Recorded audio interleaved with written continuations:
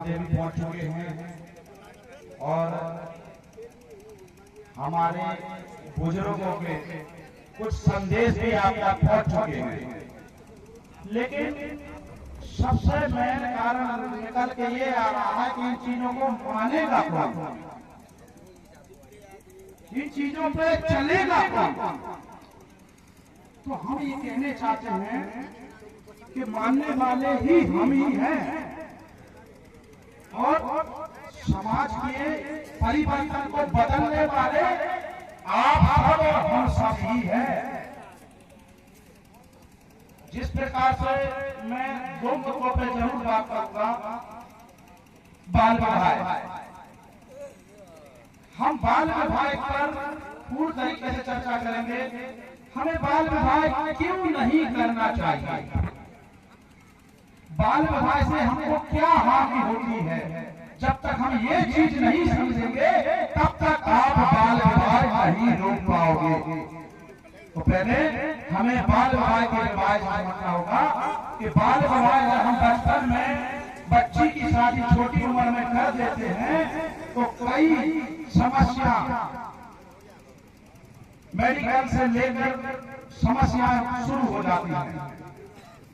फिर इसके बाद में जब जैसे ही बच्ची का विकास बुद्धि आने के लिए तेज होती है, उसकी बुद्धि तेज करता है, तो जैसे ही वहां पर उसके ससुराल में जाकर उसकी लड़ाई झगड़ा पैदा हो जाती है और हमारी समाज को तोड़ने के काम वो वकील करने लगते हैं, वो कलेक्टर में वहां बैठे बैठे और हम भाईचारा वहां पर खत्म करने लगते हैं। केवल छोटी एक बाल विवाह, हम केवल बाल विवाह से ही समाज में हम अपनी गतिविधियां को खराब कर लेते हैं। हमारा साथी ऐसा है और हमारा साथी ऐसा है। हमें इन चीजों को समझना चाहिए। हमें अपने बच्चों को शिक्षा दिलाना चाहिए कि पढ़कर लिखकर डीएम, कलेक्टर, डॉक्टर बन सके। यही 12 साल में सिखाया है, इन्हीं पे विचार करने की बात की है हमारे लिए। अगर हम लोग इन चीजों को नहीं समझ पाते हैं तो हम पे धिक्कार है। जो हम बाबा साहब के समर्थक कहते हैं, हम पे धिक्कार है जो बाबा साहब के समर्थक कहते हैं और हम उनकी बातों का पालन नहीं कर रहे हैं। आपने देखा हो कभी गांव में 2 पेड़ लगा लीजिए और एक साथ में लगा लीजिए दोनों पेड़ों को और दोनों में बराबर पानी डालकर उसी जमीन में उसी मिट्टी पर आप देखना, एक पेड़ मजबूत रहेगा और एक पेड़ कमजोर रहेगा। क्यों रहेगा? उसका कारण है, उसका कारण ये है कि एक पेड़ सीख गया है अपनी मिट्टी पानी बेचने की ताकत, वो मजबूत हो रहा है और एक पेड़ नहीं सीख पाया है वो पानी की कैपेसिटी लेने के लिए। हमको सीखना है हमारी अर्थव्यवस्था कैसे करें, यही पानी खींचने का मतलब है। हमको खींचना है कि हम आर्थिक व्यवस्था कैसे मजबूत करें। और वो हो सकता है बाबा साहब भीमराव अम्बेडकर साहब ने बताया था उस टाइम पे जब अपनी पढ़ाई पूरी करके आए थे, कोई बन के आए थे और समाज को ये बताया था कि देखिए आप अपने घर के अंदर कपड़ों से बदलाव कर दीजिए, आपके अंदर अपने आप बदलाव शुरू हो जाएगा, अपने आप बदलाव शुरू हो जाएगा हर चीज का। अपन का पहनना, ओढ़ना, बैठना, अगर इन चीजों पे हम बदलाव नहीं करेंगे तो आपके मानसिक में, दिमाग में जो चीजें भरी हुई हैं वो कभी नहीं निकाल पाएंगे। ये मेरी शिक्षा और आखिरी मुद्दा है संगठन का।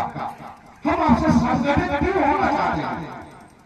हम आपसे संगठन की बात क्यों करना चाहते हैं कि जिला स्तर पर रहेंगे आप संगठित रहो, जिला में रहो, गांव में रहो और घर के अंदर भी आप संगठित रहो। जब आप घर के अंदर संगठित रह पाओगे तो आप अपने पड़ोसी समाज के अंदर भी संगठित होने की ताकत रख पाओगे। वो कैसे रख पाओगे? हमें अगर हो 2 मिनट में बात खत्म कर देते हैं। हम चाहते हैं कि संगठन कैसे हो। हमें संगठन की आवश्यकता इसलिए पड़ रही है कि हमारा समाज हमारी तरीकों से, हमारी कुरीतियों से, दूसरों की कुरीतियों से नहीं टूटा है, हमारी कुरीतियों से टूटा है, हमारी विचारों से टूटा है। अगर आपके परिवार में एक भाई को थोड़ी सी जमीन चली गई ज्यादा, तो आपके घर के अंदर की जो बहू बेटियां हैं वो कान भरने लगती कि भैया ने तो ज्यादा ले लिया। अरे ले लो, अपना ही खून है, अपने ही भाई हैं, ले लो, लेकिन उस मुकदमा से बचो जो उस छोटी सी टुकड़े के लिए आप अपना जीवन उस कचहरी में लगा दोगे, पैसा बर्बाद कर दोगे। तो इन चीजों से जब तक हम अपनी आर्थिक व्यवस्था नहीं बचाएंगे, नहीं मजबूती होगी, तब तक हमारे समाज को बदलाव नहीं होगा। जय भीम, जय भारत। बहुत बहुत धन्यवाद नेताजी। और अगले